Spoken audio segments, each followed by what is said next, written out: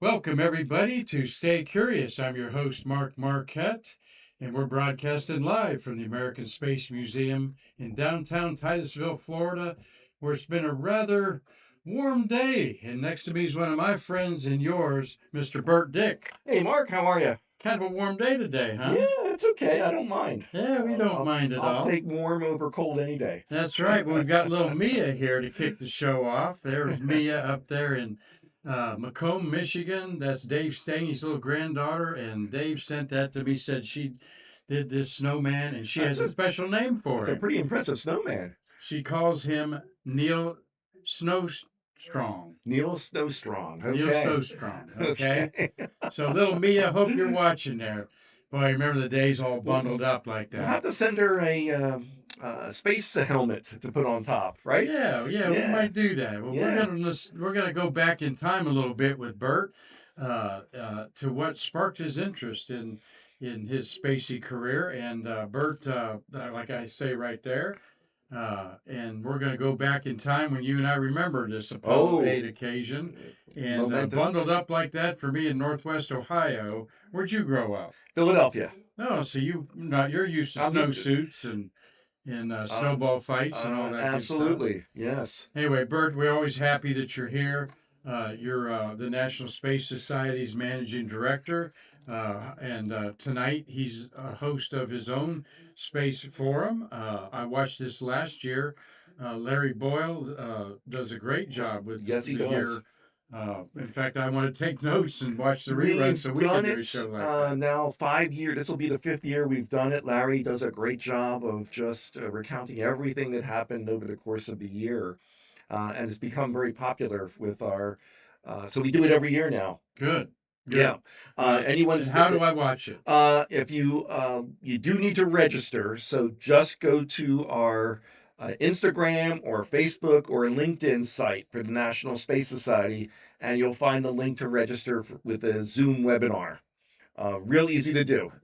There you go. I see some of you probably hustling to get that signed up for that and register. Like I said, I've done it. You can take things as far as close to 9 o'clock as well. Oh, you could register up until the start point. Okay. So Well, just that's go to good to know. just like I said, just go to Instagram or Facebook where it's the National Space Society, and you'll see the link to register.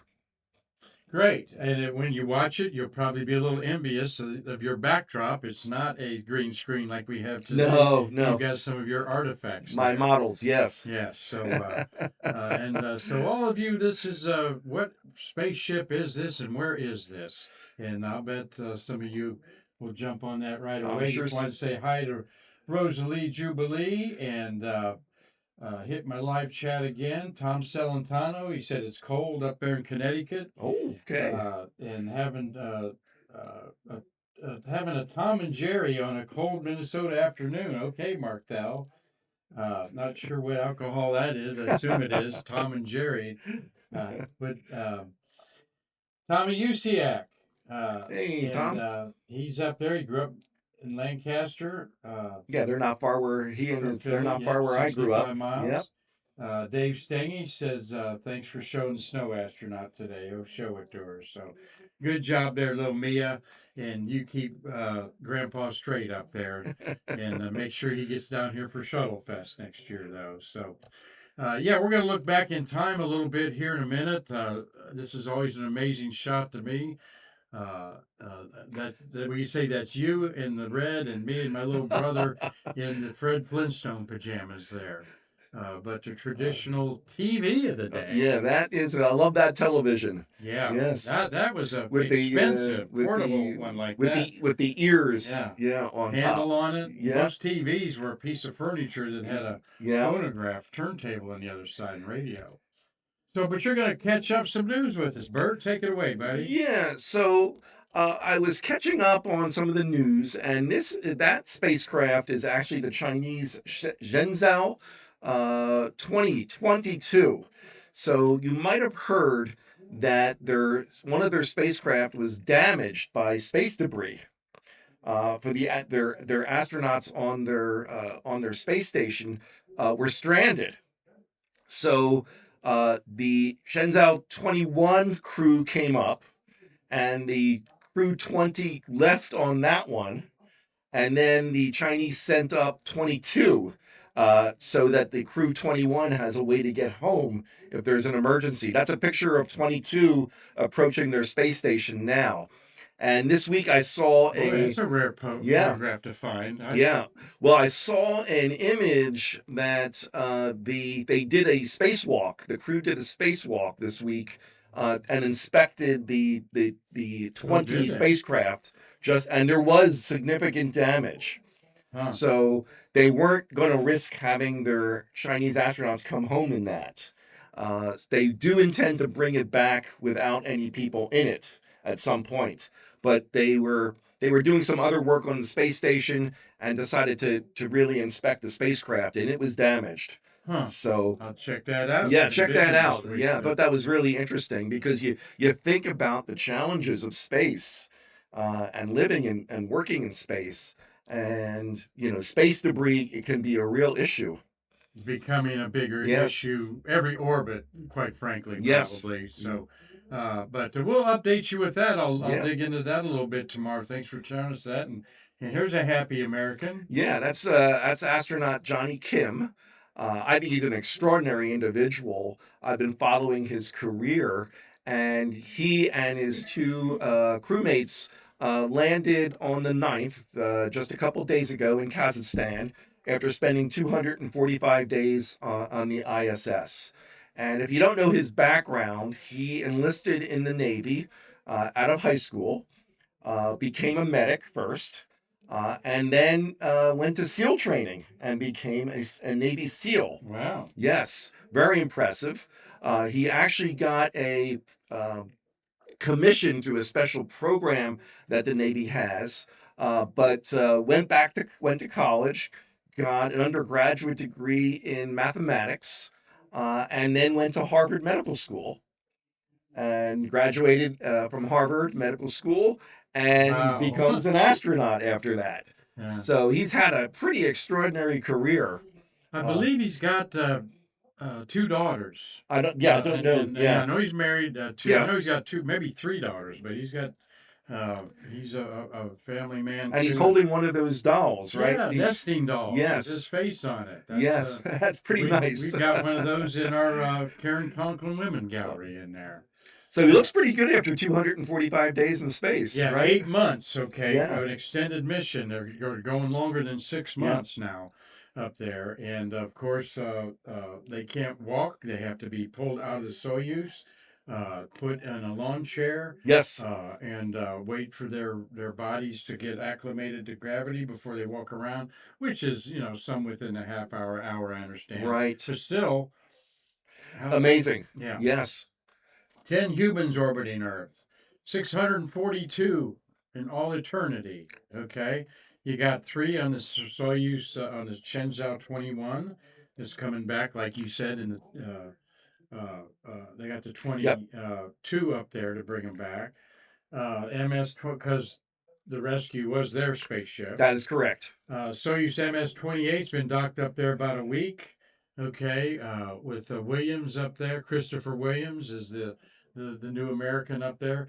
Expedition 74 is underway. 74 different expeditions Amazing. in 25 years. Yes. At the International Space Station. And we're getting ready for Crew 12 that will be in February, I believe. Right. Yes. Up there in February. And then the crew there, Crew 11, will stay up there a while and come back. And this is from Tuesday. This was the SpaceX launch from SLC-40 of the National Reconnaissance Office satellite. So it was a classified mission. So SpaceX doesn't share too much, but was able to go out to see the launch. And it was just a beautiful launch that day, and just luckily got to see the core stage come back and land at LZ2. Where's your location? This is from the LC-39 gantry. Oh, the which, new gantry that they yes, opened up there. it is Okay. a great spot to see a launch from. I So, talked to someone that yeah. said it was $100 tour. They went out there and watched it. Yeah, it's $99. They actually raised the price. It was 75 the last time Uh-huh. I went. But you are about 3 miles or so from the launch Like the pad. press site. Yeah, and it's Telephoto lens, 300 yeah, there, that something like was a that. 400. 400. Yep. Wow. Yeah. So beautiful. Again, it's a great spot. They refurbished the LC-39 gantry. Mm-hmm. So they also have a nice store there, and you can get some food if you want. And bleachers set up to watch the launch. Now the only problem is there's a tree right in the way in front of part of the bleachers. So there's always this empty spot in the bleachers, and With a palm everyone comes tree. up and sits, and then they realize they can't see the launch. And Uh-huh. I'm like, why don't they just take the tree out? It won't be that hard to do something like that. But other than that, you can see the view from there. And then That's if you awesome. also have an Atlas launch from SLC 41, it's also a great spot to see an Atlas launch from United Launch Alliance, or a Oh, Vulcan if okay. they do it. Yes. It is fairly difficult to get a tree down at KSC. I bet it is. Yeah. I bet it is. But it's right in front. How loud was the sonic boom there? You know what? It wasn't that loud. Oh, really? It was more of a crack, a Okay. couple cracks. I've heard it much louder, Okay. but it's also because of wind All direction right. too. Yeah. Yes. Well, you got a special tribute here to a special person. Yes.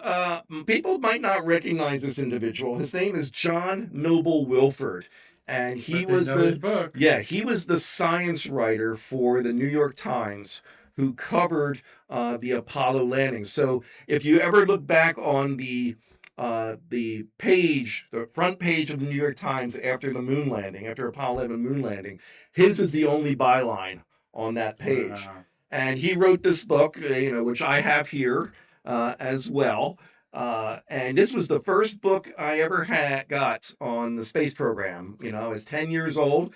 That's not too bad for 50, what is it, 50 Yeah. 50 some And years it's old. printed here, but it's Yeah. got color pictures. Yeah. Absolutely. My uncle gave me this, and I've kept it ever since. And John, he passed away on the 8th this week. He was Did he not really? 92 years old. So Oh I just my wanted to gosh. pay tribute to him. He also won a Pulitzer Prize for his science writing for the New York Times. John Noble Wilford. I'll try to put something up over the weekend about that. Yeah. I'm looking at, I spent about 15 years in a newsroom. Look at the typewriter It's behind him there. That's not even an probably the electric tickety typewriter. ticketies, right? Yeah. And that certainly looks like the 60s and so forth. Well, God bless him and his family.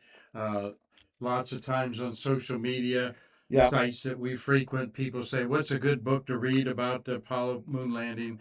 There's one right there. It's a great Okay. book, That's a great and book. I think one of the first books to come out after the Yeah. actual landing. All right. Yes. We reached the moon. Yes. John Noble Wilford. All right. But we're going to also, going on, I just watched it a couple, 10 before 3 was for the 53rd time, Apollo 17 landed on the moon. Right. They were on the moon right now, 53 years ago, right? Yep, absolutely. You can watch it. You've got a little thing here. We'll show people how to watch that here in just a second. Yep. And that's the launch. And I know our friend Tim Gagnon actually got to see Apollo 17 launch. So did Chris Calley on the Oh. back of a with his dad who sketched it Okay. on the back of a station wagon there. But yeah, Tim Gagnon, always loved talking about Tim. And that's Harrison Schmidt near one of these large boulders. I think that's it. That is just a great picture, isn't it? Yeah, that's re-shown and shown. The massifs, they call them in the background there. This was an area of the moon where the crater Tycho may have thrown some of its ejecta Okay. almost 1,000 miles away. Ooh, right. On there. So, and then And this, beautiful photograph there. yeah, that's Chris Wait a Calley's. minute. Yeah. Let me look closer. No, that's not a photograph. That is not a photograph. Yeah. That is a painting from Chris Calley, Last Man, Gene Cernan on the Moon. Yes. And I have a copy of this that I have hanging up at home. And I Good for just you. thought it would be great to share this one as the last man to walk on the moon 53 years ago. And hopefully we're going to be back there soon. Yes. Right? Yes, we're hopefully going back soon. Yeah. Yes, that's what they've been saying for 40 years. But Yeah. one day it'll happen. So, no, we wish it. There's a lot of money involved, a lot of things that had to fall into place. And, I don't know why we've not been back. People say politics and money, but It's a lot of reasons. There's a lot of reasons, and humanity is not that interested maybe in leaving Earth at this stage. But we're going to talk about the first time we did leave Earth and see Yes. the backside of the moon with human eyes. Take it away. Yeah, I think Apollo 8, even though it was not a moon landing, it was an instrumental flight that had a profound impact on me as well. And I think it'd be great to share some of the history and stories behind Apollo 8 as we discuss this, because it changed my trajectory, I'll say. And if you go to the next slide there, as you people know, I'm an aerospace engineer. And several years ago, I'm a member of AIAA, it's the American Institute of Aeronautics and Astronautics. And they did a campaign a few years back called When Did You Know?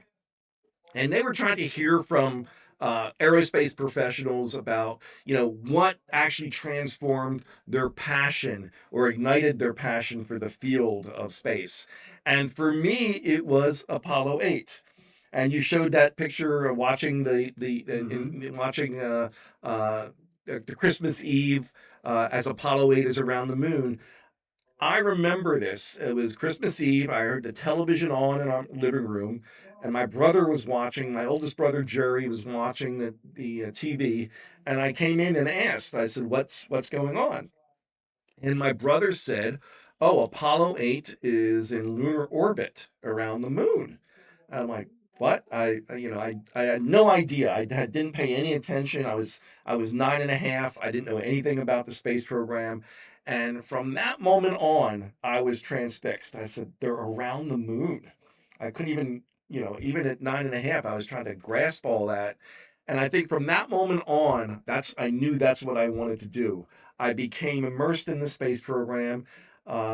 When we had when there were moon shots, somehow that day I was sick. My mother always, recognized that, but I didn't want to miss the moon shots. Apollo 9 was coming up, Apollo 10, of course, and of course the Apollo 11 was in the summertime. But I just consumed everything that had to do with space. So when did I know? It was Apollo 8. That's what sparked me to get interested in the space program at the time. Let's look at the Apollo 8 logo real quick. Yep. Okay, I love that. Oh, yes. And let's see the Apollo 8 logo. We did 17 the other day. Apollo 8 logo. This is the official emblem. Let me get my spectacles Okay. on here, Bert. This is the official emblem of the Apollo 8 lunar orbit mission. The general shape of the patch reflects the shape of the capsule. Apollo command module. Right. Mm-hmm.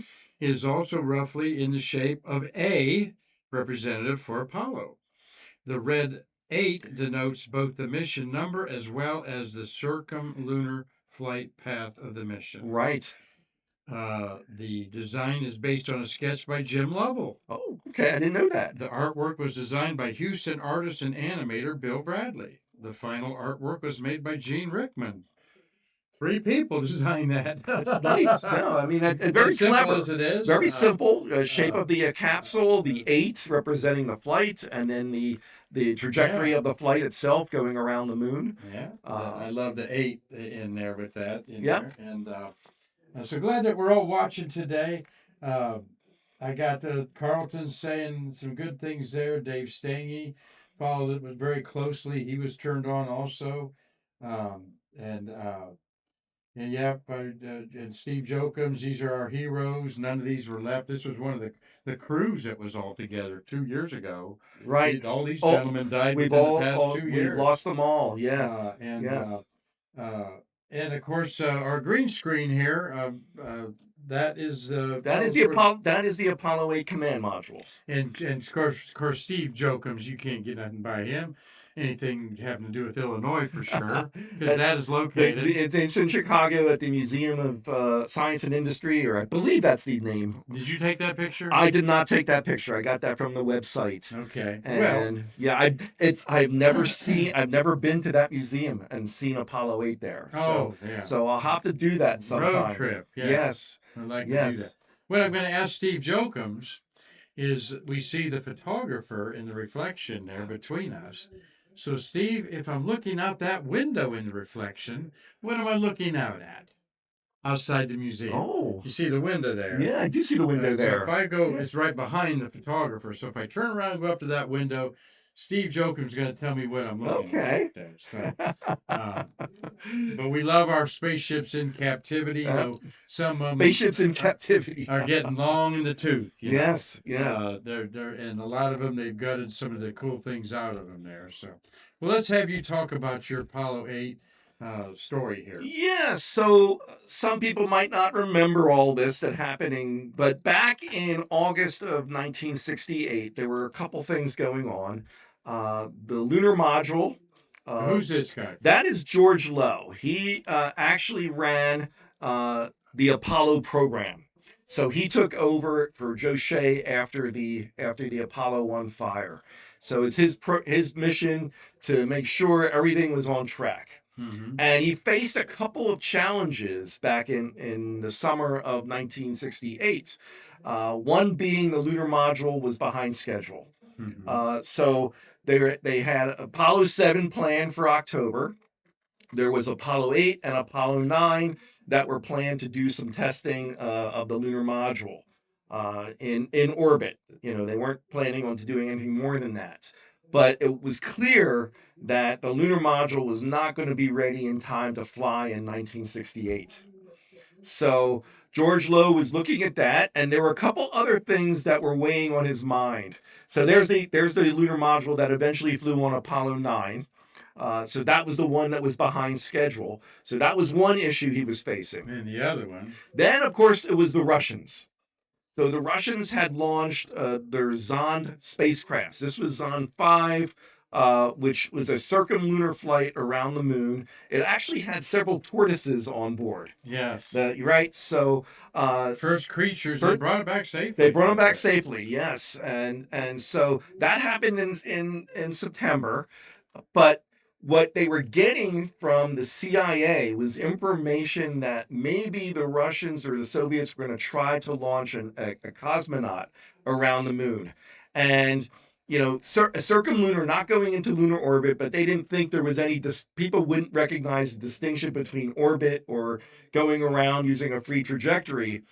This picture is of the N1 moon rocket that the Soviets had put together. A CIA unclassified photo. Yeah, behemoth of a rocket. A huge rocket. 33 engines, like the sort of like super heavy. Of SpaceX. But it of course it never worked. They never had a successful flight. Blew up 4 or 5 times. And we didn't know any of this. So these things are weighing on his mind. So he's saying, well, we're not going to be able to launch a lunar module in time.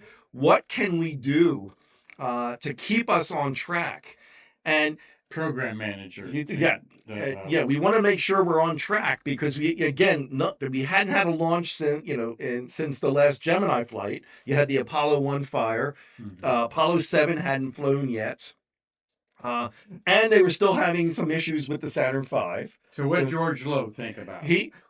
I've read especially in Jeffrey Kluger's book that he wasn't necessarily his idea. It was an idea that kicked around and brainstorming. But how about we actually send Apollo 8 to the moon?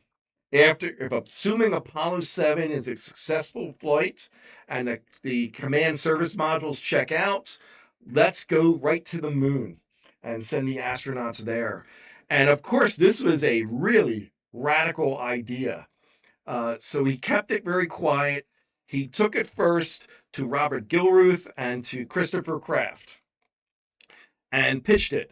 And first, the reactions were, Gilruth being, for those that don't know, yeah, he was one of the administrators of right. the Johnson Space Center and there. flight director Chris Kraft. Yes. And so he wanted to get their viewpoints. And at first they're speechless. Yeah, right.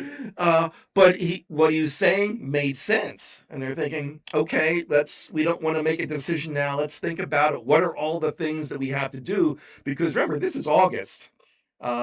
And the time frame he laid out was the best launch date was in December. So 16 weeks away. Would they be able to do it? So they did some talking to all the key people there at the Johnson Space, I guess it was the Manned Spacecraft Center at that point, not the Johnson Space Center. And the next person they wanted to talk to was Werner von Braun.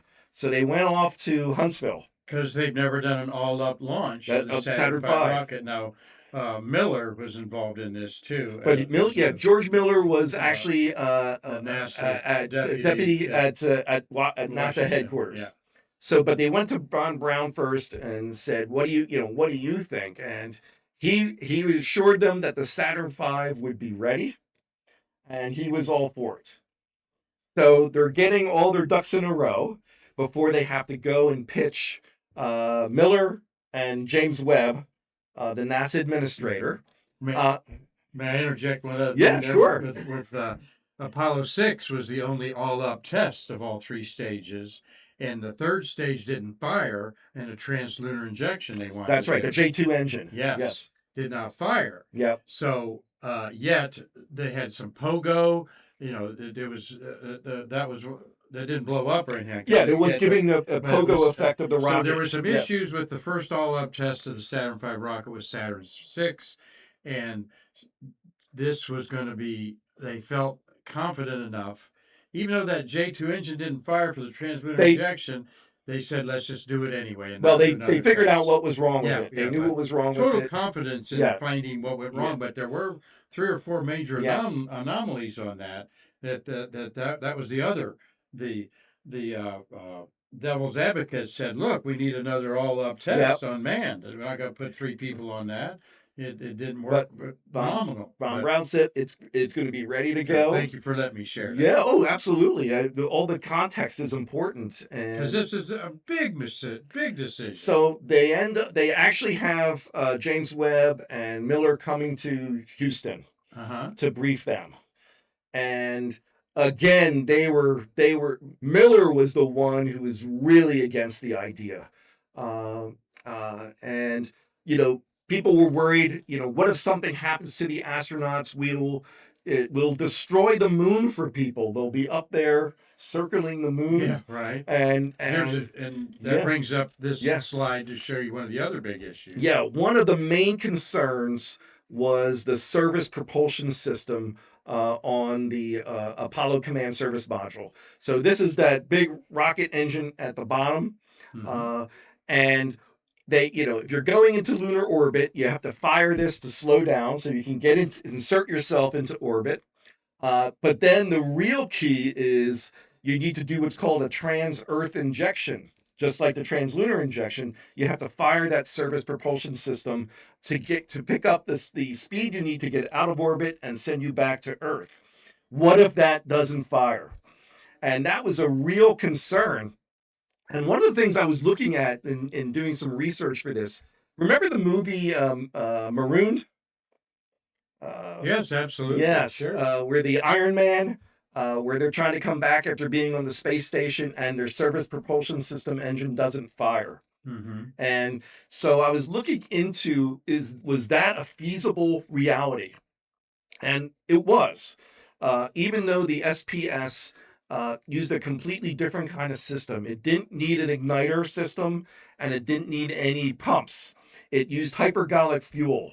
So you mix the fuel with the oxidizer, and you get combustion. But you could still have some failures. The fuel system was fed by pressurized helium, look what happened to Starliner with those helium leaks and the reaction control systems. So you could have some issues with that. The valve, the solenoid valve, what if there was an electrical problem and it didn't fire and the valves didn't open to flow the fuel? There could be some problem with the engine itself, the combustion chamber. So there were all these possibilities, but they didn't think they were, there's so many redundant systems.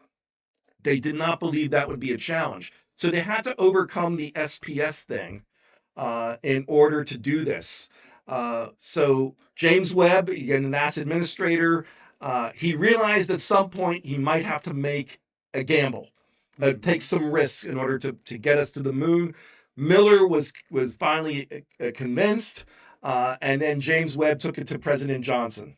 And of course, Johnson was a very strong proponent of the space program.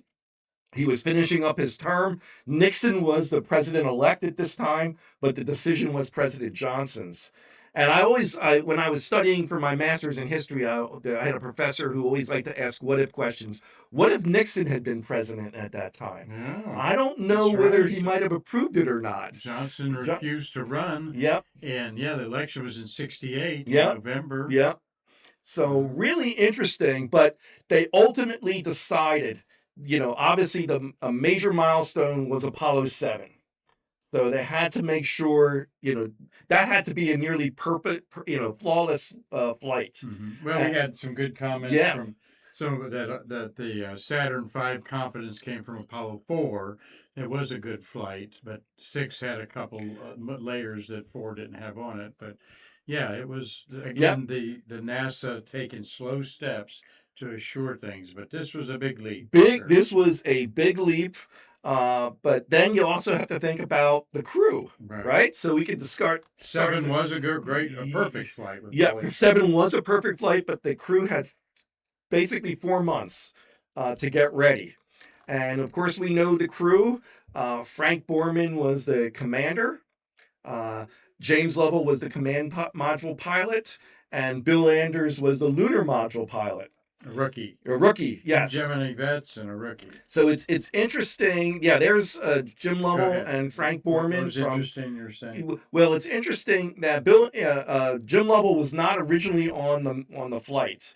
The original Apollo 9 had Mike Collins, and Mike Collins ended up having a bone spur that he needed surgery. So they decided they had to replace him, and Deke Slayton put in Jim Lovell. Now, Jim Lovell and Frank Borman, of course, had a great relationship from being on Gemini 7, which I know you featured a discussion of that was a few weeks ago, right? Mm-hmm. Yeah. But he wasn't, he's a team player. He wasn't that excited because he wanted to go to the moon. And originally Apollo 9 wasn't going to go there. So when this whole idea started, the crew was out at North American Rockwell in Downey. They were working on the spacecraft with the Rockwell engineers, and there was a call. They're like, Mr. Borman, we got a call, and Frank Borman saying, take a message. I'm too busy. It was Deke Slayton. I need you to come back to Houston. Why? Well, can't talk it over the phone. I need you to come back to Houston. And when they were meeting up, he said, how would you like to go to the moon? And Frank Borman said, sure, let's do that. Do you think your crew will be interested? And they're like, yeah, I'm sure they will be. Bill Anders, of course, wanted to fly the lunar module. He would not have that because there was not going to be a lunar module on this mission, which of course had them thinking about things. Mm-hmm. There's no lifeboat or anything like that. But they were all on board. And of course, they went to talk to their wives as well. And they ultimately, of course, said, yes, we're going to do this. And they had a lot of work to do. What a great crew. Yep. Of course, Lovell and Anders, Lovell and Borman, we're going to talk about here. Yes. So, of course, they had a great relationship. They spent 14 days in the front seat of a Volkswagen. Yeah. And Borman that went on the aircraft carrier afterwards says we got an announcement we're engaged. Amazing. That was a long duration flight to just show humans could live in space for that period of time. That's Gemini 7 that picture is taken from a Gemini 6, which remember was the first rendezvous of two spacecraft. And the other thing I remember about Gemini 6 where they didn't launch and Wally Schirra made a decision not to eject at that point, and that enabled them to get everything going again, make sure they figured out what the problem was, and then Gemini 6 eventually did launch and rendezvoused with Gemini 7. I've never really researched it, Yep. but I'm sure there's some identifiers that say that is 7 and not 6. Yeah, but I'm not. There's to the trained eye. There's got to be something there. Maybe so. Well, maybe we'll learn that next time we do this mission. Yep. And of course, Jim Lovell was on Gemini 7, but he also commanded Gemini 12, which is what this is, the last mission of Gemini, with him and Buzz Aldrin. He was the commander, and Buzz Aldrin actually proved out the concept of EVAs, did an amazing job, and completed all the EVA tasks. So the Gemini 12, closed out the 10 missions of Gemini with everything they needed to do to make sure we could go to the moon after that. And that, of course, is Apollo 8's liftoff on December 21st, 1968. And this is, as you mentioned, this is the first crewed flight of a Saturn V. This would be the first mission where people leave Earth's gravitational pull and go on to another world, in a sense. So very historic. And you have a historic picture of mankind first leaving Earth's gravity. Yeah, this is, I found this image. There were some people from the Smithsonian Astrophysical Laboratory in Hawaii, and they knew they might be able to get an image of translunar injection. So this is an image they took, of the S4B firing the J2 engine, accelerating the spacecraft to 25,000 miles an hour so they could break free of Earth's gravity. Amazing picture. There's some, you can go on their website and see some different pictures. They got some great shots. You don't see the rocket, of course. Up here would be the rocket, but you see the exhaust. Yes, in there. the plume of the rocket exhaust. Particularly with what's even more incredible is probably like 400 ISO film sensitivity. I'll have to see what the film was. Yeah. Today it'd be easy with the fast. So, in there. and there's the spent S4B after the Apollo 8 command service module pulled away. Headed to the moon. Yeah, and they're headed to the moon. Incredible. And again, that's what fascinated me. That these people were going to be around. They're going to be around the moon. And just amazing pictures if you go and look at some of the Apollo 8 gallery images. I've got one out of whack here. The orbit was about 60 to 170 miles. They went into lunar orbit on Christmas Eve. They ended up doing 10 orbits around the moon. This is a live picture. That is a live off picture. Of TV. Yes. You see the window. The window from the Apollo, the capsule. I hadn't given a shout out to Marty Winkle, but Marty, you looked out those windows at the brick wall, wherever the lunar module was when you were working or whatever you were looking out there. Marty, you got any thoughts about this was going on, or were you just so doggone busy getting the lunar module? He's probably getting the lunar module ready. There's like a lot of the missions, Mark. We're working 12-hour days, 7 days a week, and we lose track of what was actually going on. And obviously I knew the mission was going on, and I heard the going around the moon. Heard the I'll say the talk on Christmas Eve. Christmas Eve, yes. So I heard about all the highlights on the missions, but a lot of it we were just too busy. And in my case, besides working 12-hour shifts, I was going to school. Yeah. And there weren't reruns on news service or anything like that. Yes. And I had 2 kids, so I was kind of busy during the Apollo days. And But yes, just but it was on a I believe it was a Saturday. I don't remember the date. I know Yeah, that my family had the yeah, in-law outlaw Christmas party. I yeah, had a telescope that I saved my lawn mowing money and bought right. a 6-inch Dynoscope for $200 in 1968. That's about $2,000 today's money. And drug everybody out there to look at the moon. It was a thin crescent, Right. and because they wanted to see the landing site of Apollo 11 when they went over it, the proposed landing site. But it was so amazing. This was like about 8 o'clock at night, and the voices of the astronauts. You're going to tell us about that Yeah, as they well, orbited the moon. they're obviously as they're in lunar orbit around the moon. In lunar, it's a redundant, right? Lunar orbit around the moon, Yeah. but the Christmas Eve, and what do you it's kind of like what what was Neil Armstrong going to say when he stepped foot upon the moon? What were the astronauts going to say? Because they told Frank Borman they were going to do, they were going to be doing this transmission, and probably more people than ever are going to Mhm. be watching this. And they estimated about 1 billion people saw this. I remember there were 4 billion people Right. on Earth Yeah. at the time. Right. Yeah. So a quarter of the individuals of living on Earth were able to watch this. So what do you say? What do you do? And they just told Frank Borman do something appropriate. So what's a Saturday is what you're saying. So I thought it was he great. started trying to figure out what should he say. He started thinking maybe a message of peace.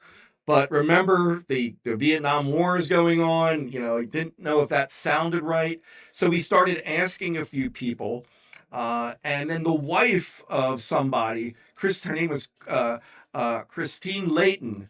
Her husband worked for the Bureau of the Budget, and she had this idea of something simple, reading from the book of Genesis, a few of the verses from that, as they're orbiting, the moon. So Frank Born, they thought that was brilliant. It could transcend, They it, felt that the Genesis chapter of the Christian Bible was they non-denominational in its exactly it message. meant it That reached a lot it of fit people. all of the It fit a lot of humanities, religions. Yeah, sex and so forth. Yeah. exactly. And so they actually printed up the first 10 verses on fireproof paper, Okay. and that was put into their flight plan. Wonder who owns that. Yeah, so I don't know. It's a good question. And then at the end, So I didn't even know about it at the time. I wasn't, I was 9.5. I didn't think about much about it. The impact to me came afterward as I got older, and I confess I know who I am. I know where I come from. I'm not a religious person, but I am moved every time I hear that recording. It is just so powerful.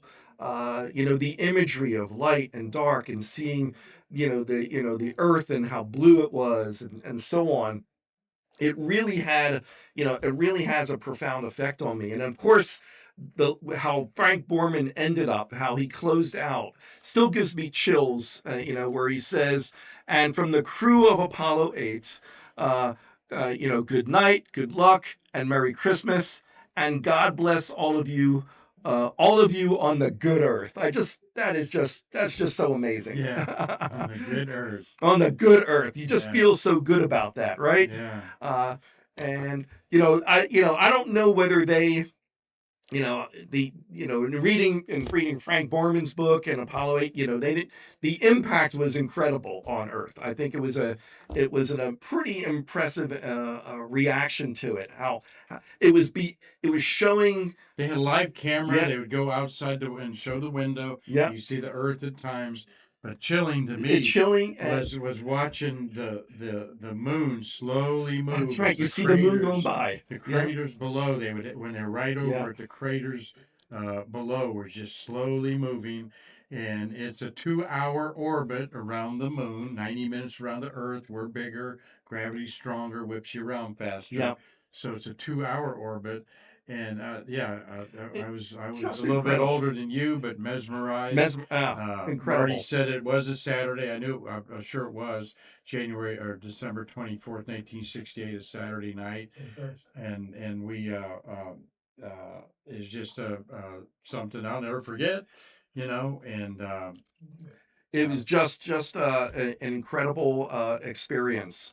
Uh, oh, yes. I looked at the 21st. The 24th is on a Tuesday. oh, the 24th was a Tuesday. The 21st, they launched on a Saturday. Yeah. Okay. Oh, okay. Yeah. Okay. All right. Well, December 24th, Christmas Eve, when Right. this was going on, so it was a Tuesday, huh?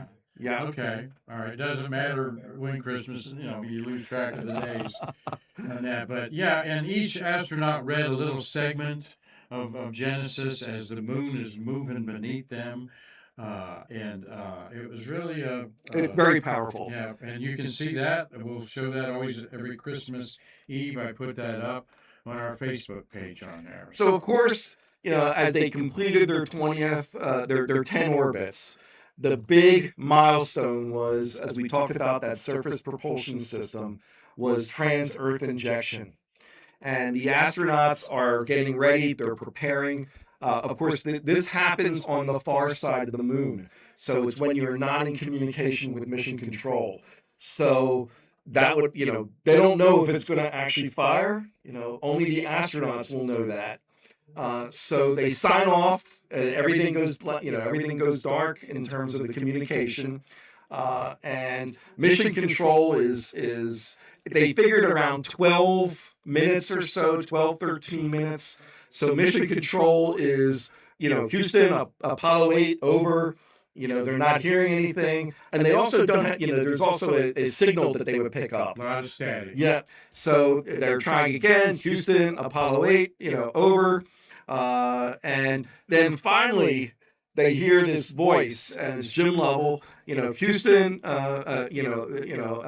Apollo 8, loud and clear. And Mission Control hears that loud and clear.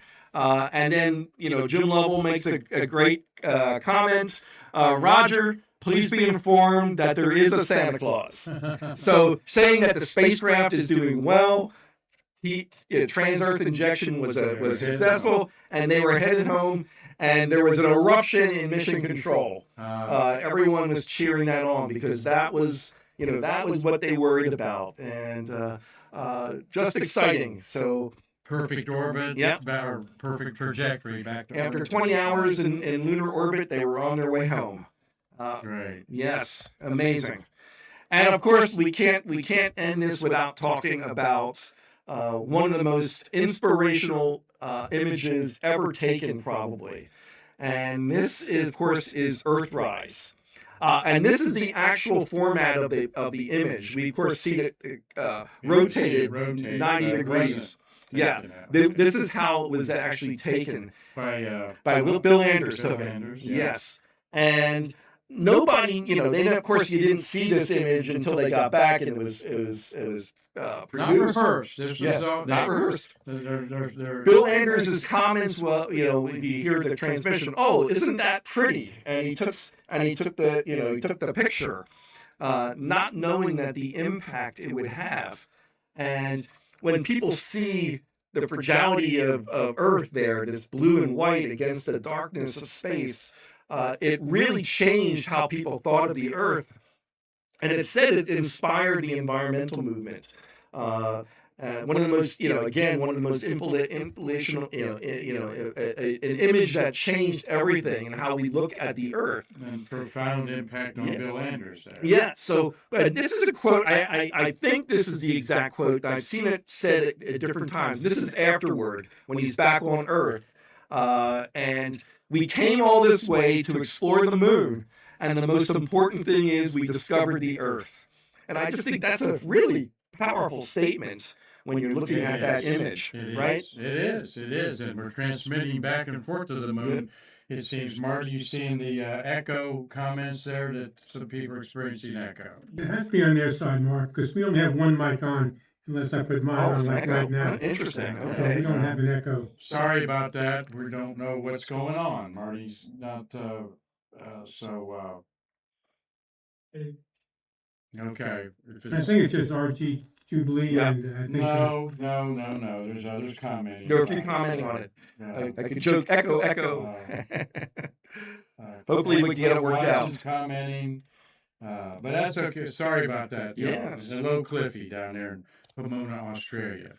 Well, again, something I'll never forget. You'll never forget. Yes. I had a moment when I was 8 that got me inspired. Opening up a school book and a science book, and there was a painting of the sun, the Right. planets in order. And I looked at the kid beside me and I said, "Nobody told me about this."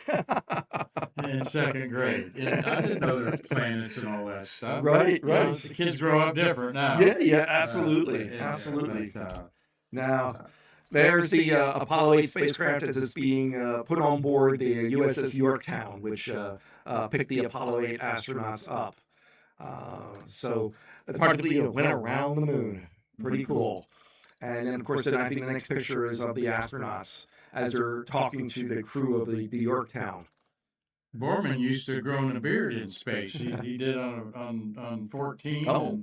And, in there. But how well these three represented NASA, America, their mission incredible. over for another 40 years. Yes. Just something to be thought about.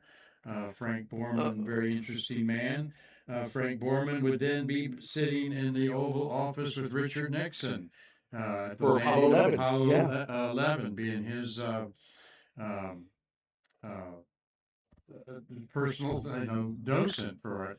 Anders never flew again. Don't know what was up with that or what he felt about. And of course Lovell, the famous Apollo 13. Yeah, Borman announced before the mission that this would be his last flight. So he had already made that clear. And NASA used him after this to liaison with the White House with Apollo 11. But of course, he decided to go into the private sector and eventually became the chairman of Eastern Airlines. Bill Anders is interesting. He led the National Space Council. Then, of course, led the Atomic Energy Commission, which became the Nuclear Regulatory Commission, and then became an ambassador to Norway, and became the chairman of General Dynamics. Mm-hmm. And of course, Jim Lovell stayed. He owned and then of course Jim Lovell, of course, stayed an astronaut and flew on Apollo 13, as we all know how that turned out.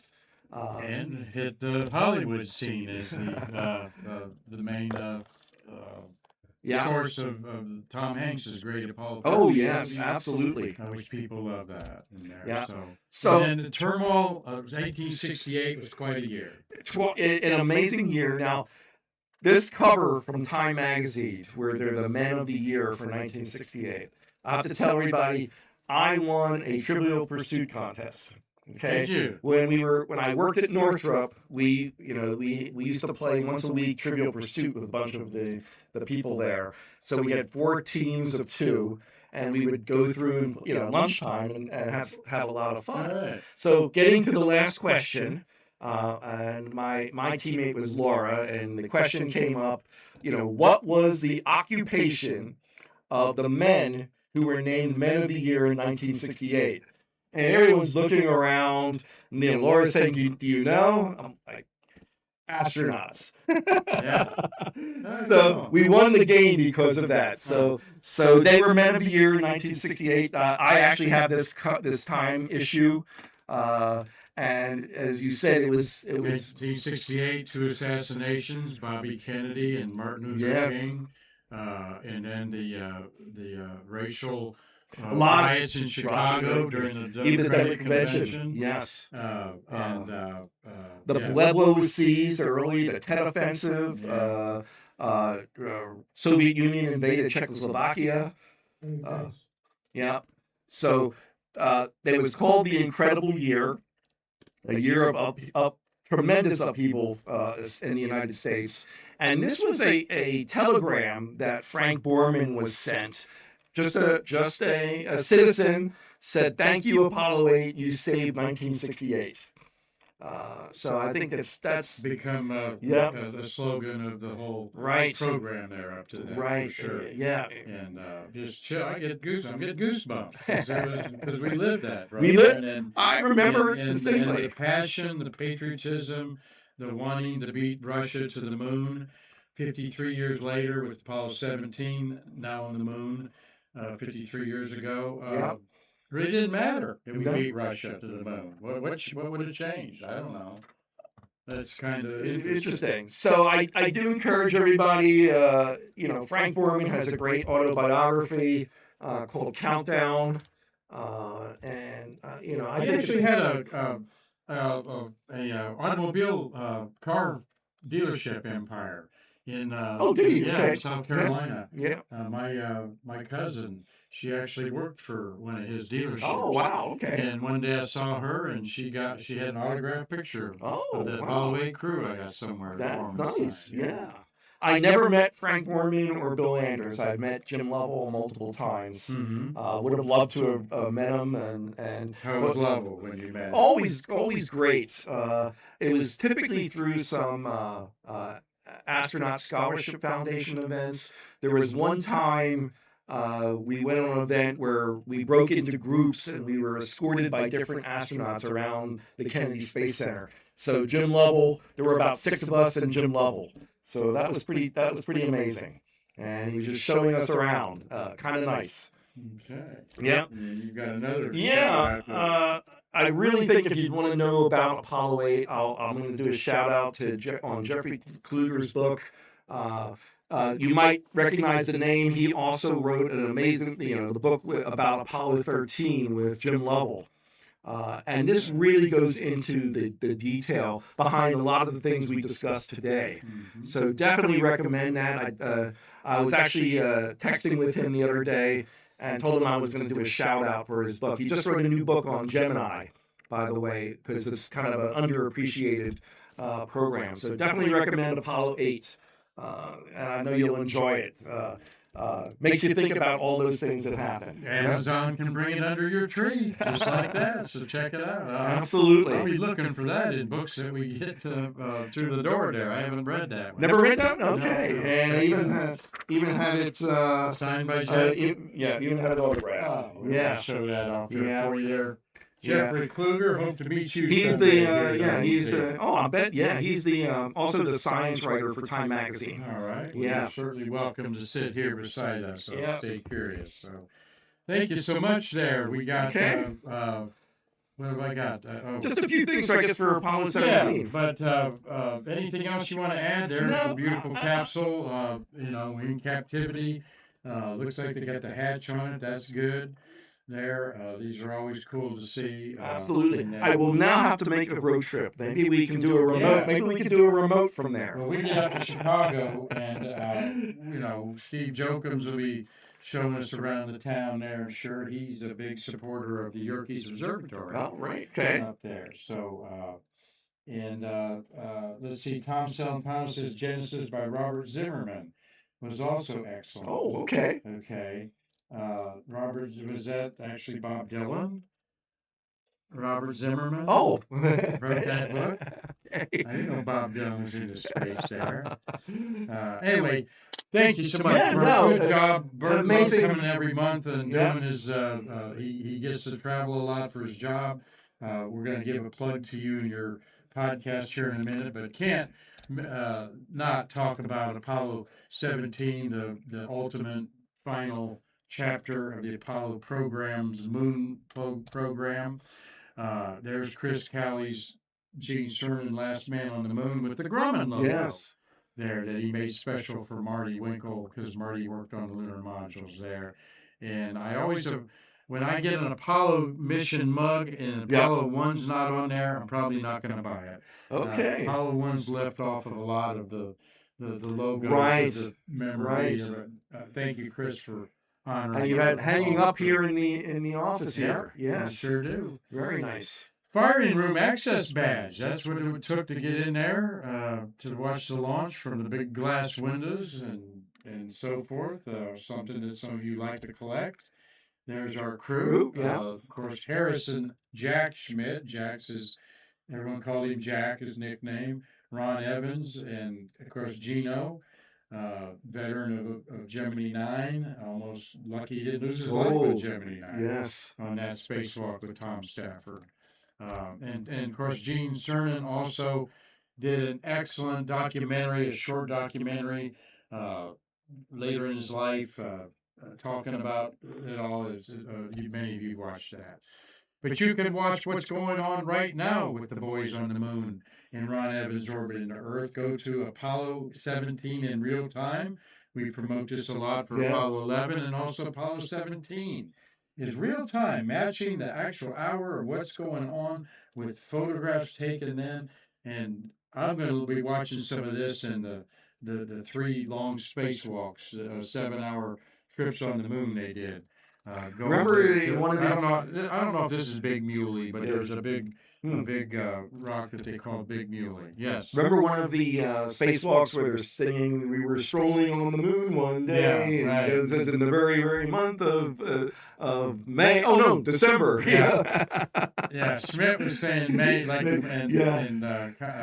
Cernan was correcting him. Yeah. Interesting crew because Harrison Schmidt, shown here with his visor off, the gold visor, rare shot of that on the. That is rare. Yes. Video taken. Of course, he replaced Joe Engel, who was scheduled to be on this. They wanted to put an astronaut, a geologist on the moon. Harrison Schmidt had worked with all the astronauts as a geologist and was actually trained to go on a later mission, maybe. And he got on there, and you know, there may have been some. Well, remember the Nixon administration canceled Apollo 18, 19, and 20. 19, 20, so that's why this was necessary. So maybe not Gene's chosen partner to be on the moon, and sometimes I hear a little tension once in a while between them. And when I was around Harrison Schmidt, he always called him my commander. Oh, okay. He never said Gino. And I've heard him give about 4 speeches and be around a lot of people. Right. But I'm not saying there is any bad blood or ever was between them. Of course, Schmidt parlayed this into a term as senator for New Mexico. One term as senator, yes. And that's what you're looking at. And this is what Chris Callie's father, Paul, famous artist, one of the first of 8 allowed on the property by Jim Webb on Gordon Cooper's launch. This is his cutaway. Beautiful. Paul Callie of an Apollo suit. And I thought that's appropriate to look at those like that on there. And at one of these events, he got to know me pretty well. This is probably over 10 years ago. And I said, "Would you give me a pose?" I told you I work for the Associated Press. Please, I want you to pose for me. And I lined him up like this, holding on his arms like that. And that is Mr. Jack Schmidt there. Really wonderful, wonderful person. I met him a few years ago at an event at the Cosmosphere in Hutchinson, Kansas. Oh wow! Yeah, and so he was the 10th moonwalker I met. Okay. And the final one, of course, I never had a chance to meet John Young. Okay. And Never met John Young? I did not meet John Young and Jim Irwin. Okay. Yeah. Irwin died in 1999, I think, or somewhere around there.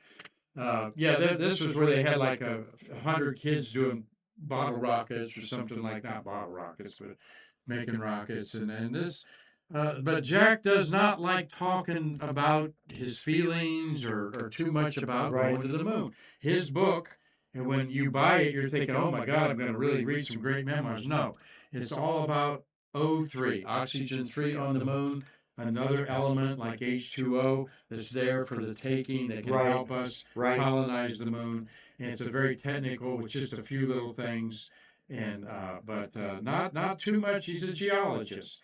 If I ever get to see him again, one question I want to ask him is, did you take your Geology 101 hammer to the moon with you? All right. Well, did you ever see the great episode of From the Earth to the Moon, Tom Hanks's HBO? Yes, absolutely. And there's, I think it was the episode called Galileo is Right.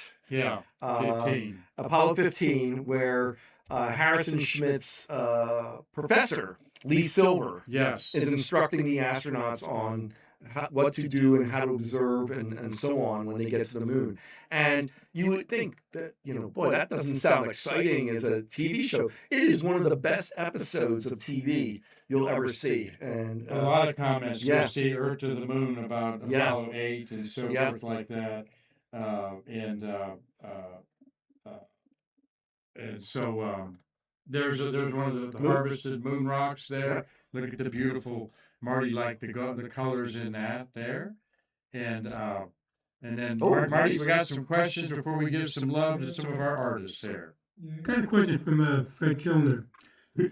Why didn't Buzz Aldrin and Neil Armstrong and everybody else bust in the White House when Reagan was president and say, Ron, we need to continue with Apollo and plans to build a lunar outpost? Boy, that's a good question. Well, by the time Reagan was president, Apollo was long done. So, I'm with Fred, yeah. says Cliff Watson on there, and all these programs, aren't. We're the community, but anywhere you go in our great country, not too many people are jazzed up about the space program. Well, remember, it's something that I don't think the benefits and all the spin-offs have been sold properly. Okay, to excite people. Why are we going to the moon? Why are we wasting money going to the moon? And then again, not $1 has been spent in outer space. It was all spent here by Marty supporting his family. Yes. Okay, and others like him. Okay. And the wages weren't fabulous, all right, but they were good enough. But this is where history looks in the past rearview mirror and judges things of what they did and didn't do. And once again, there's no other country that has done it. That's right. Okay, so it shows you how hard it is, and also I think the underlying human element of they just can't get excited about it. We've been there, done that. Well, remember, been there, done that. Remember, in some of the later moonwalks, they, when the TV networks were showing the moonwalks, people called the networks and complaining, "Why are you taking off my TV show to show moonwalks?" Yeah, right. They were doing that. Yeah. So you're right. After Apollo 11, there wasn't as much public interest. Hey, we won this race already, this so-called race already. And a big factor was the Nixon administration. Nixon believed in balanced budgets, and he they were already cutting back on expenditures for space. The biggest expenditure for Apollo was in 1965, and they were proposing a significant cut when he came in. And remember, it took a lot of effort to save the shuttle program, which they underfunded to begin with. And it passed by one vote in Congress. So, I'd like to know. I need to research who that was. The one vote I remember is the late John McCain casting the vote for Obamacare. I remember that one, made yes. it happen. Yeah. And so. And like I say, I go on vacation up in Tennessee, and there's nobody even thinking about space up there. How those shuttle launches going up on the coast there, Mark. Right, and I'm going, right. we haven't done a shuttle in 14 years, but we've done 105 now, 104 launches. 105 launches so far this year. I don't know, the other ones, Starlink was supposed to go about 5 o'clock, but we didn't hear Somebody anything. said, I didn't hear anything, but somebody said it Yeah, Carlton said he just got back. Okay. Did it go? Apparently, yeah. Okay, so that's 106. Beautiful launch, says Yep. Carlton Bailey Yep. there. Well, you are all beautiful for watching, and we've got Yes. some beautiful artists that we want to give some love to that are inspired by Apollo 17 in particular, like artist Chris Calley. Look at his beautiful rendition of the Commander Gene Cernan on the rover there. This is again Last Footprint. Yes. By Chris. Okay. Beautiful. On the moon there, and this is the liftoff of the moon that was shown 3 times on Apollo 15, 16, and 17. I watched every one of them, as they lift it off. And if this happened during Price is Right or something like that, people were complaining about it probably if they were watching it there.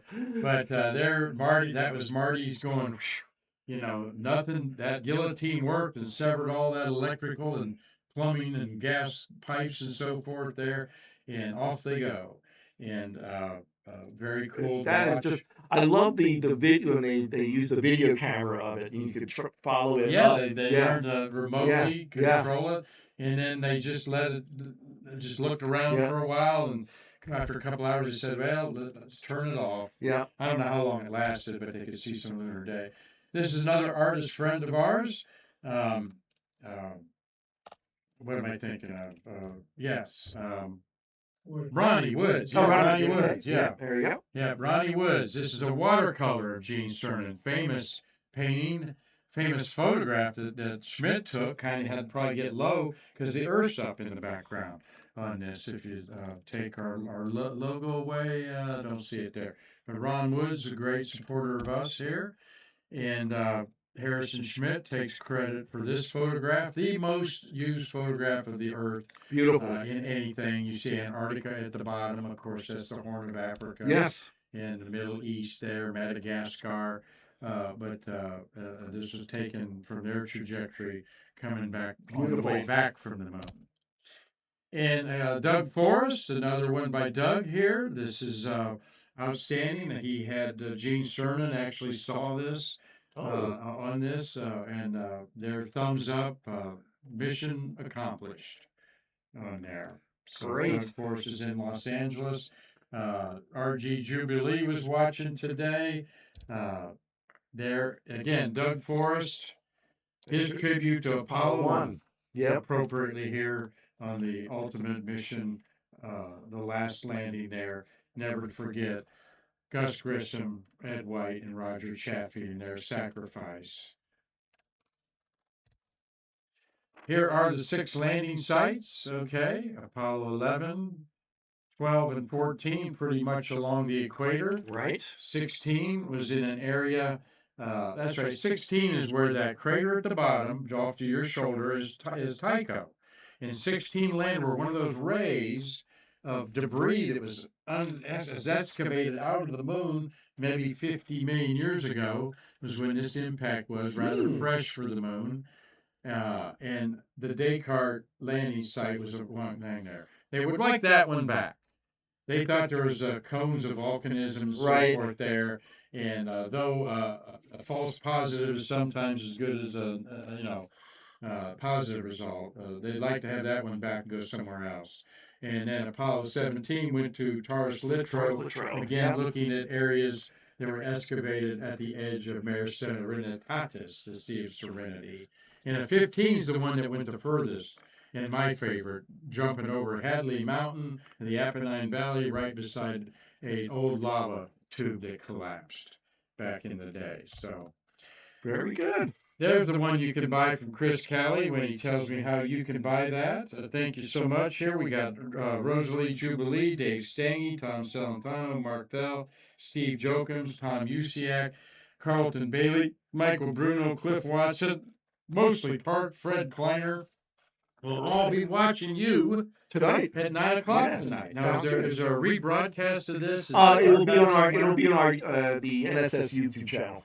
And National Space Society YouTube channel, so I can catch it later. Yeah, absolutely. Very good. Great, Mark. And once again, this is a very special program. Larry Boyle probably works many hours putting this year in review. It's incredible how much work he puts into it. And so I'll definitely watch that. Sounds great. And, there's little Mia up there with her snowman she named it Neil Snowstrong.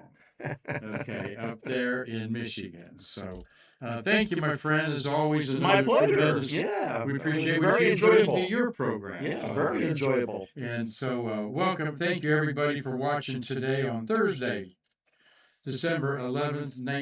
We're in 2025. In 1972, the last mission to the moon was underway on the surface of the moon. And we hope to go back someday. Very soon. We could be just within 60 days of Artemis Yes, if it goes early in around. February. Yes. So look forward to that. Come up with something good. You have a wonderful holiday. You too, Mark. You. Yeah. Enjoy whatever you do, Bert, out there. As we all wish everybody here just a couple of weeks from the big Christmas Day holiday that everybody stays. We'll see you in the new year, right? And take a deep breath, and maybe do like the astronauts say to do, is slow down to go fast. And that's from your buddy Mark Marquette here at the American Space Museum. Saying with Bert, we hope to see you again to what? Bridge the space between us. Take care, everybody.